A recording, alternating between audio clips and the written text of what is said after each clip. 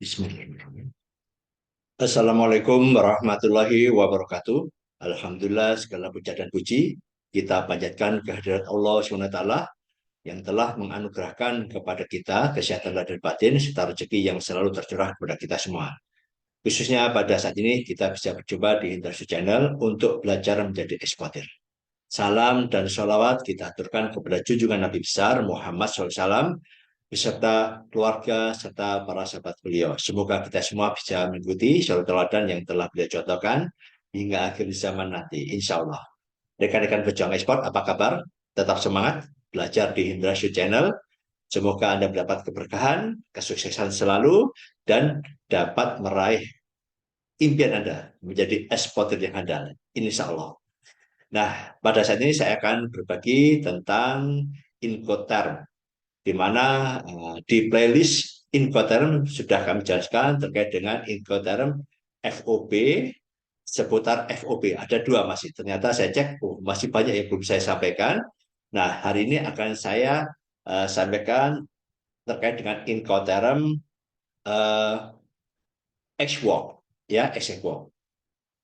Nah, saya coba ulang lagi, apa sih sebetulnya Incoterm itu? Kita tulis di sini. Incoterm yang kita gunakan saat ini adalah Incoterm 2020. Ya, Incoterm. Incoterm itu singkatan dari internasional, komersial,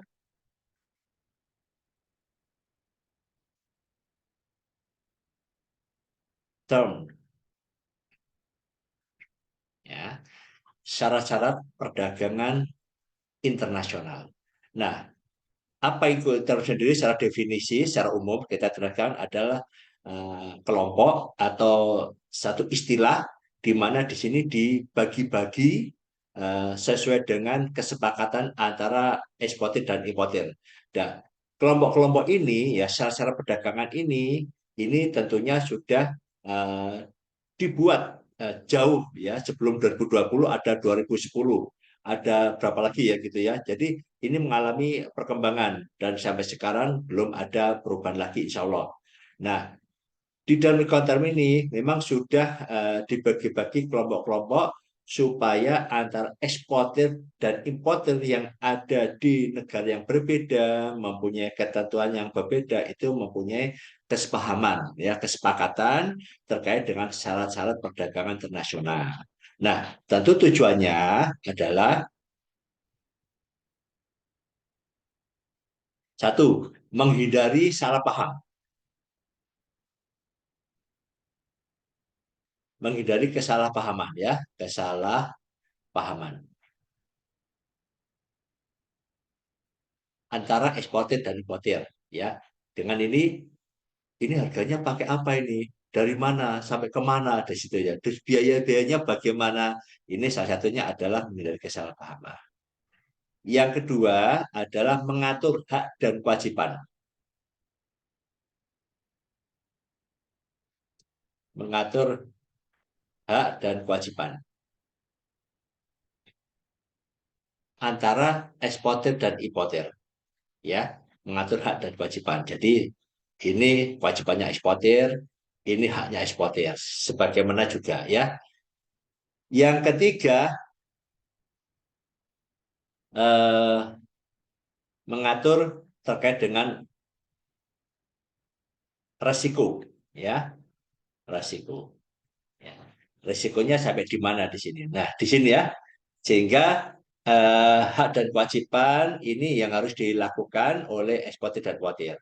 Nah, hari ini saya akan share terkait dengan Incoterm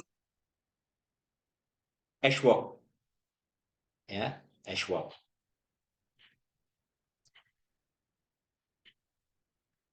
Ada banyak Incoterm ya. Ini pelan-pelan. Ini adalah Ashwalk. Kemudian di sini ada tempat penyerahan.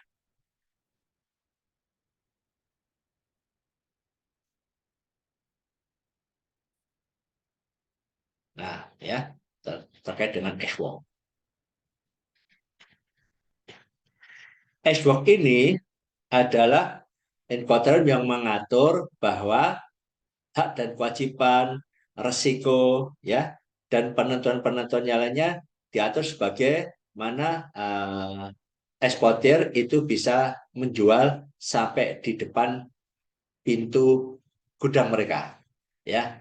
Jadi X-Work ini adalah bagaimana penjual itu menjual barangnya sampai di depan pintu gudang mereka. Coba kita gambarkan ya. Ini kalau nggak ada gambarnya memang agak sulit ya. Jadi ini X-Work.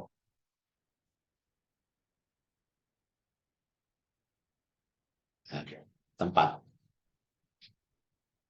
penyerahan.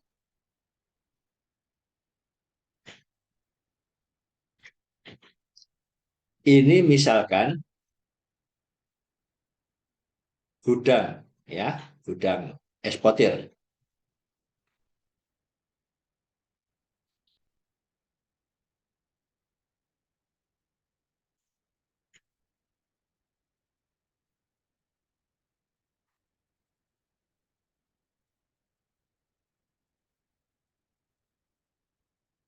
Ini kapalnya ya. Jadi kalau Anda bertransaksi dengan X-Work berarti kewajiban eksportir, kewajiban penjual itu menyerahkan barangnya hanya sampai di depan gudang mereka. Ini kewajiban mereka ya. Ini kewajiban dari eksportir. Jadi ketentuannya ini adalah hanya sampai di sini, di depan, ya di depan gudang, ya di depan gudang, maksudnya di gudangnya ya. Kalau nggak punya gudang di jalan, maksudnya ya di depan itu ya. Pokoknya di gudang itu adalah tempat penyerahan barangnya. Artinya apa? Di sini ada kewajiban eksportir. Ini ya, kewajiban eksportir, ya, produksi, ya, packing, packing, kemudian menyiapkan barangnya di tempat, ya, menyiapkan barangnya di tempat ya, terus penyerahan barang.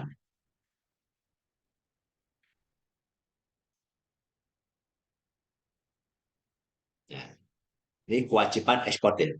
Jadi hanya sampai di sini saja. Sudah selesai. Begitu diproduksi, packing semuanya komplit, ready for shipment, taruh di siap. Bukan berarti barangnya ditaruh di luar ya, tidak. Maksudnya itu ya di gudang ya. Nanti kalau di luar, tanya Pak Indra ini di luar ini ya, di luar pas hujanan repot ya. Maksudnya di tempat gudang itu ya. Nah, ini kewajiban adalah kewajiban dari eksportir. Bagaimana kewajiban pembeli, bisa importir atau pembeli adalah mengurus. Nah, ini ya.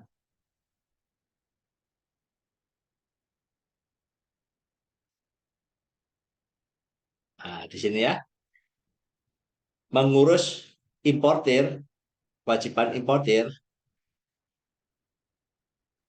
adalah mengurus formalitas ekspor.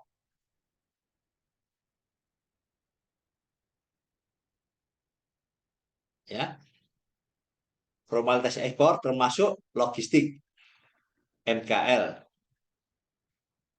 ya atau MKL. Termasuk juga forwardernya, mengurus pengirimannya. Di sini ya. Ini kewajiban dari importir. Artinya apa? Importir nanti itu mengambil barang, tentu kontainer atau tracking whatever. Di situ dia ngurus formalitasnya, invoice, packing list, PEB, ya, phytosanitary certificate, fumigasi atau apapun ya yang dokumen terkait barang itu semuanya diurus oleh importir atau pembeli ya importir. Nah, di sini semua sampai barang itu masuk ke kontainer ya. Ini sudah diurus ya. Ini dari sisi MKL-nya. Kemudian dari sisi forwardernya importir atau pembeli itu juga mengurus sampai masuk kapal, ya, juga sampai pengirimannya. Nah, ini bisa misalkan ini apa tujuannya ya, sampai di sini juga, sampai keluar, sampai masuk gudang mereka. Ini sampai nggak cukup ya, masuk gudang ya, di sini masuk gudang mereka, gudang.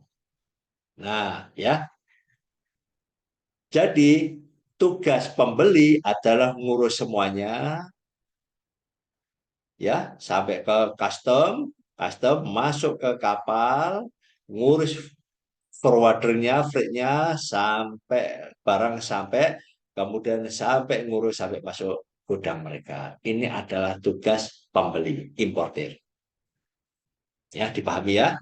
Oleh karena itu, untuk transaksi ekspor impor ini umumnya export ini tidak dipakai.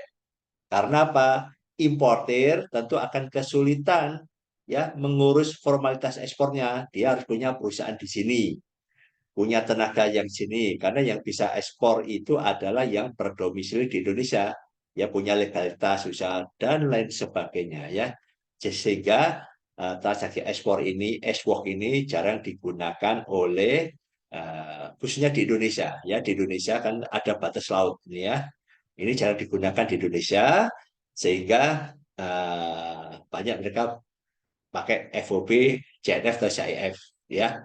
Nah, Hashwork ini nanti bagaimana resikonya? Ini saya hapus.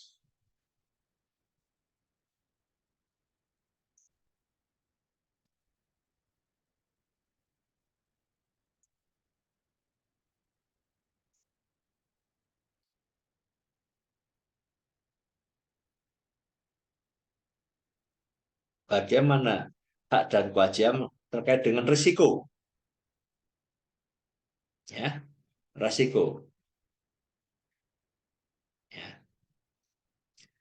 Risiko eksportir ini eksportir hanya menanggung risiko sampai di sini saja, ya. Ternyata di sini barang yang rusak, hilang, kemudian atau mungkin kalau makanan gitu ya diambil tikus misalkan gitu ya, ini kewajiban. Jadi pembeli ketika cek loh ini kok kartonnya kok rusak dan sebagainya, posisi di sini, ini resiko itu yang ditanggung oleh eksportir ketika barang hanya di tempat di sini. Nah ini sampai di sini aja ya eksportir.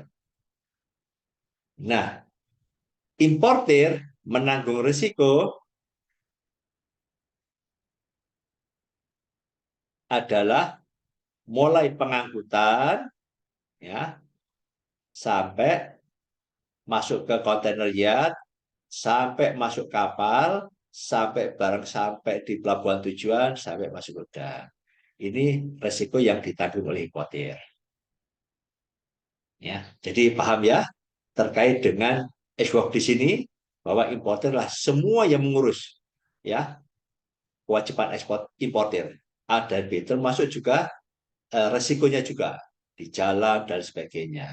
Sehingga kondisi-kondisi ini ya apa namanya F1 ini karena semuanya dihandle oleh pembeli maka ini harga dianggap paling murah karena pihak produsen pihak penjual hanya membuat produksi saja selesai sampai packing sudah selesai semua diurus oleh pihak pembeli ya. Nah, siapa pembeli itu?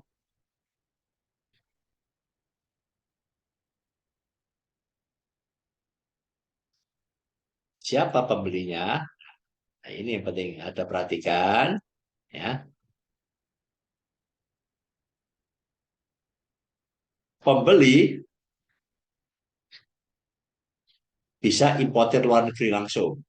Tapi sulit ya, kecuali dia punya channel ya. Nah, channel dia punya perusahaan di Indonesia ya, punya tentunya perusahaan yang punya terkait dengan SDM-nya ya.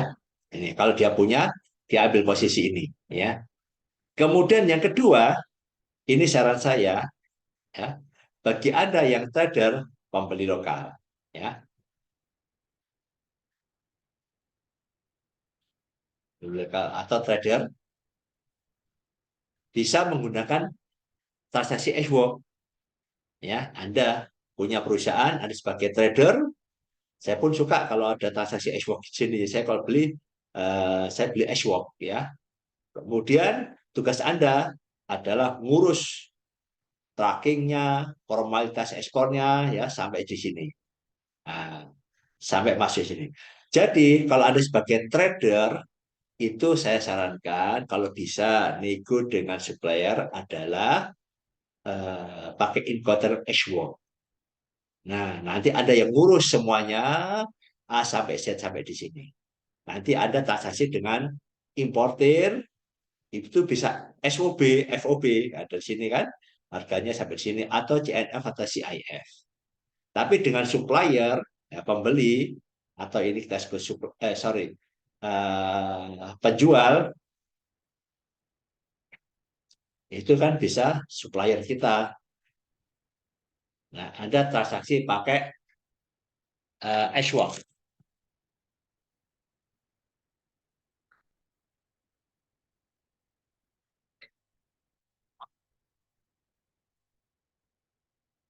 Halo, Assalamualaikum. Waalaikumsalam. Ya, kok. Oh, oh ya ya ya ya. Oke. Iku kurang ditambah mana ya? Durung teko ya?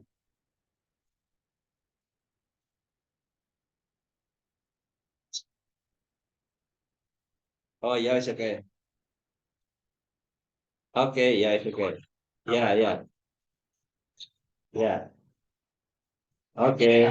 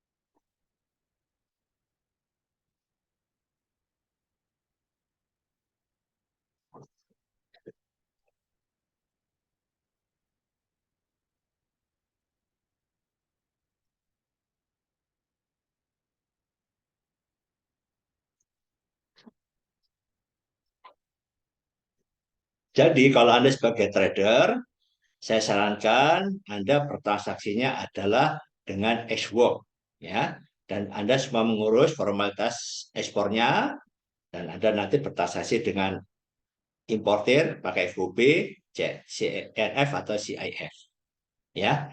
Semoga Anda ini lebih mengenal transaksi logistik ini, dan juga tentu bisa jadi nanti Anda juga bisa menghemat cost, ya, cost. Ya, cost karena apa? Karena ada yang mengatur nanti negosiasi dengan forwarder, bekal dan sebagainya. Siapa tahu nanti ada perbedaan. Ya, tetapi kalau nanti ternyata suppliernya nggak mau pakai Xbox, harus FOB, ya kita ngikuti. Ya, nah ini rekan-rekan. Jadi eh, Incoterm Xbox ini sangat simpel. Tadi saya tekankan di sini, Anda kalau jadi trader, ya saya sarankan pakai transaksi Xwork, dan Anda semua yang ngurus formalitasnya, termasuk biaya-biayanya juga Anda atur semua, ya. Tetapi kalau supplier Anda tidak mau Xwork, tapi harus FOB, ya harus kita ngikuti. Ya. Oke, demikian sedikit mengenai sharing terkait dengan Incoterm H-work ini insya Allah nanti akan saya lanjut lagi untuk Incoterm yang lainnya. Dan H-work ini Incoterm yang masuk di dalam kelompok E kalau di dalam Incoterm 2020 ini ya, itu H-work ya. Oke, tetap semangat. Subhanakallahumma wa bihamdika asyhadu alla ilaha illa anta astaghfiruka wa atubu ilaik. Wassalamualaikum warahmatullahi wabarakatuh.